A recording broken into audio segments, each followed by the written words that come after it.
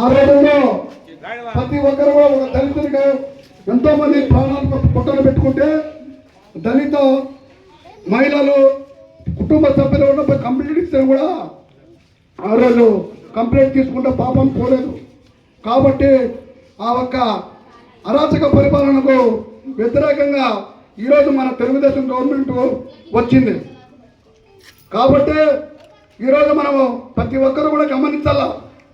ఈరోజు జరుగుతున్నటువంటి సంక్షేమ పథకాలు ఏమి, ఈరోజు జరుగుతున్న అభివృద్ధి ఏమి, గతంలో జరిగిన అరాచకాలు ఏమి అన్నీ కూడా గమనించి మనము గుర్తుపెట్టుకోవాలా.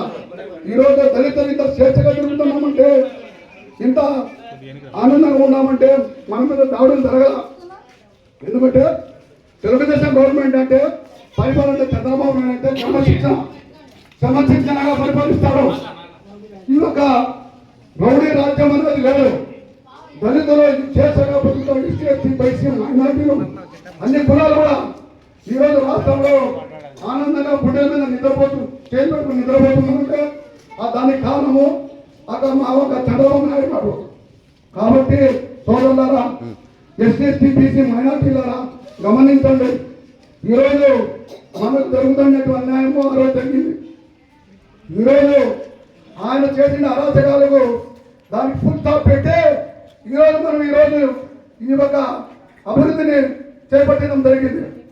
ఇంకా కూడా జరగబోయే రోజుల్లో కూడా మనము ఈ యొక్క తెలుగుదేశం గవర్నమెంట్ చంద్రబాబు నాయుడు గారిని, మన కందిగుంట ప్రసాద్ గారిని కూడా పదే పదే ఆయన కూడా అందరినీ గౌరవించి మనము ముందుకు సాగాలని చెప్పని ఈ సభలో కోరుకుంటున్నాను.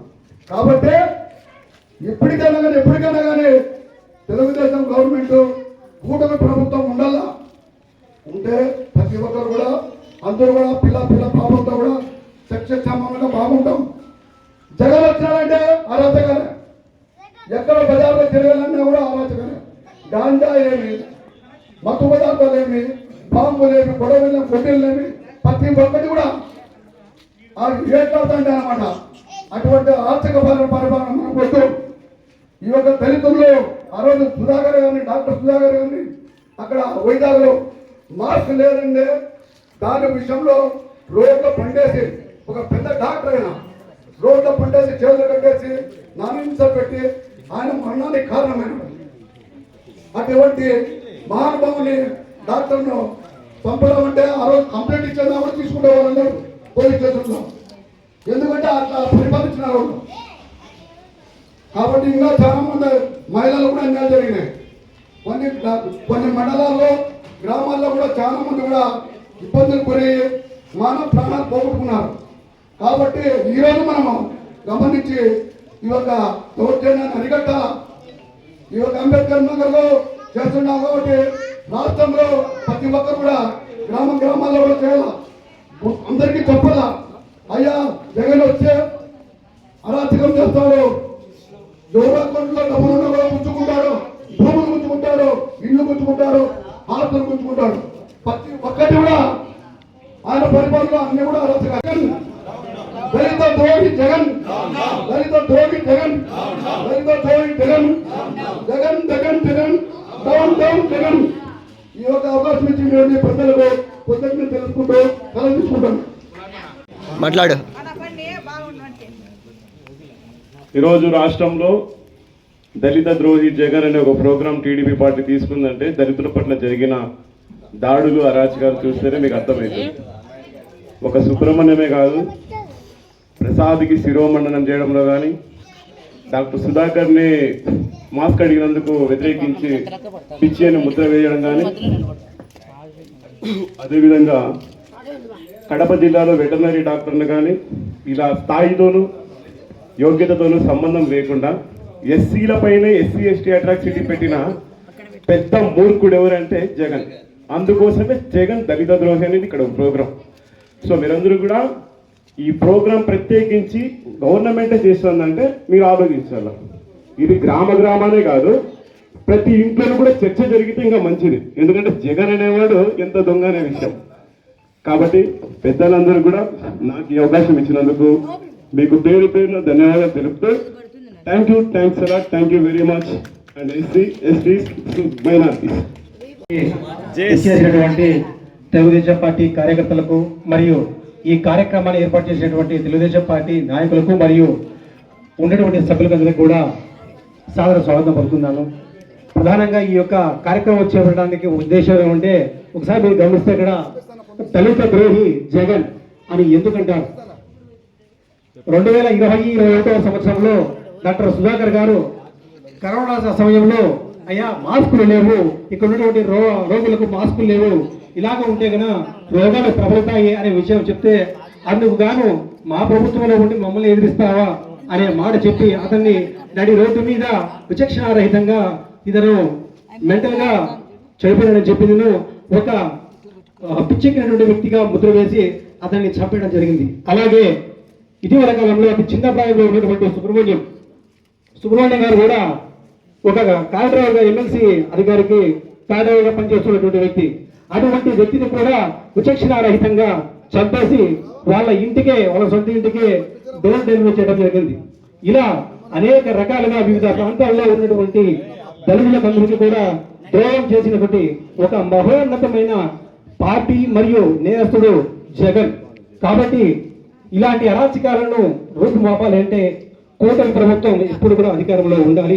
ఇప్పుడే కాదు, రానున్న కాలంలో గౌరవనీయులు కందుకుంట వెంకటప్రసాద్ గారి నాయకత్వంలో మరియు కూటమి ప్రభుత్వం యొక్క నాయకుల యొక్క ఆధ్వర్యంలో మనమందరం కూడా ముందుకు సాగుతామని తెలియజేసుకుంటూ ఈ అవకాశం ఇచ్చినటువంటి పెద్దలందరికీ కూడా హృదయపూర్వక నమస్కారం తెలియజేసుకుంటూ వినియోగిస్తున్నాను. ఈరోజు 29వ వార్డు అంబేద్కర్ కాలనీలో ఈ గోరాజ జరుగుతున్నది. గత ప్రభుత్వంలో ఎస్సీల పైన రకరకాలుగా దాడులు చేయడం జరిగింది. దాంట్లో భాగంగా అనంతబాబు కార్ డ్రైవరు ఎంతో నమ్మకంగా డ్రైవర్గా పనిచేస్తున్నటువంటి వ్యక్తి. అటువంటి నమ్మకమైన వ్యక్తిని వాళ్ళ స్వార్థం కోసం వాళ్ళ తప్పుడు పనులు చేసి ఆ తప్పుడు పనులు తప్పించుకోవడం కోసం మన దళిత బిడ్డను అరాచకంగా శవం చేసి ఆ శవాన్ని వాళ్ళ ఇంటికి చేసిన వ్యక్తులు ఆ పార్టీ పెద్దలు. అదేవిధంగా డాక్టర్ సుధాకర్ సార్ గారు కరోనా టైంలో ప్రజల క్షేమం కోసము, ప్రజల ఆరోగ్యం కోసము మాస్కులు లేవన్న కారణానికి ఆయన్ను పిచ్చివారిని చేసి మా ప్రభుత్వంలో ఉంటూ మాకు వ్యతిరేకంగా మాట్లాడతామని చెప్పి అతనిపైన కక్ష పెట్టుకొని అతని కుటుంబం పైన అతని పైన కక్ష కట్టి అతని పిచ్చివాడి మీద చేసి ఆయన మానసికంగా వేదికను తట్టుకోలేక చనిపోవడం జరిగింది. వీటికి కారణం గత ప్రభుత్వంలో జరిగినవే. అవే కాదు, అనేకంగా మన రాష్ట్రంలో మన ఎస్సీ కుటుంబాలకు చెందినటువంటి భూములు కావచ్చు, ఇండ్లు కావచ్చు, రకరకాలుగా అనేక దౌర్జన్యాలు చేయడం జరిగింది. కాబట్టి గత ప్రభుత్వంలో చేసిన ఈ అరాచకాలకు గుణపాఠంగా మన దళిత జాతులు కావచ్చు, బలిహీనులు అందరూ కూడా మన తెలుగుదేశం పార్టీకి ఎన్నెన్నో ఉంటూ ముందుకు వెళ్ళాలని కోరుకుంటున్నాను. ఈ అవకాశం పెద్దలకు నమస్కారం. దళిత ద్రోహి జగన్ ఎస్సీలకే కాదు రాష్ట్రానికే ద్రోహుడు. మనకి ఇదే కాదు, వాళ్ళ నాన్ననాడు కూడా ఎస్సీ ఎస్టీ సప్లై అనేది లేవు. ఆయన ఎస్సీల పట్ల ఎటువంటి గౌరవ మర్యాదలు ఉండవు. ఆయన ప్రభుత్వం అంటేనే కక్ష సాధింపులు, రౌడీలు, మనం చెప్పా గంజాయి, మత్తు పదార్థాలు ఇవి బాగా విపరీతంగా ఆ రాష్ట్రంలో అభివృద్ధి చెందింటే ఇప్పుడు ఆ పాలనలో అభివృద్ధి చెందింటే ఇప్పుడు అవన్నీ నిర్మూలించుకుంటూ వస్తారు మన నారా చంద్రబాబు నాయుడు గారు. ఎక్కడ చూసినా వాళ్ళ పరిపాలనలో రౌడీయిజం, గూండాయిజం తప్ప వేరేది అభివృద్ధి కానీ ఏం లేదు. దళితులను చాలా చిన్న చూపు చూసినారే జగన్మోహన్ రెడ్డి. ఎక్కడా కూడా వాళ్లకు న్యాయం చేసింది లేదు. మన పులివెందుల పక్కన పల్లెలో మేము పోయినాం కానీ ఊరి పేరు గుర్తు లేదు. పులివెందుల్లో మన మహిళను, మన దళిత మహిళను అతి క్రూరంగా చంపితే ఇప్పుడు ఓమేశ్వరంలో మన ఆడబిడ్డ మంగళపూడి అనిత గారు అందరూ కూడా పోయినామని ఆ రోజు సీఎం డౌన్ వాళ్ళు గారికి మా పైన కేసు కట్టారు. ఆ కేసులో మా విశ్వనాథ్, నేను, ఆ రోజు ఇంకా ఉండాలందరూ కూడా ఉన్నారు. అట్లా ఆయన జగన్ డౌన్ అనేదే కేసు కట్టారు ఆ రోజు. ఎస్సీలు అంటే చాలా విలువ లేదు ఆయనకు. ఎస్సీలు అంటే ఆయనకు చాలా చిన్న చూపు, చులకన. ఈరోజు పేదల పార్టీ ఏదైనా ఉండాలి అంటే అది తెలుగుదేశం పార్టీనే. పేదలను గుర్తించి పేదల పట్ల సానుభూతి కానీ పేదలకు అనుకూలంగా కానీ పనిచేసే పార్టీ ఏదైనా ఉండాలంటే అది కేవలం తెలుగుదేశం పార్టీ, నారా చంద్రబాబు నాయుడు గారు. అలాంటి పార్టీని ఎవరు కూడా వదలకూడదు, మర్చిపోకూడదు. ఈరోజు మనం స్వేచ్ఛగా రోడ్డు మీద కావచ్చు, మన పనులు కావచ్చు, మన ఏదైనా కావచ్చు, ధైర్యంగా మనం ముందుకు పోతున్నాం. వాళ్ళ పార్టీ వస్తే మాత్రం సామాన్య కార్యకర్తను కూడా వదిలిపెట్టరు.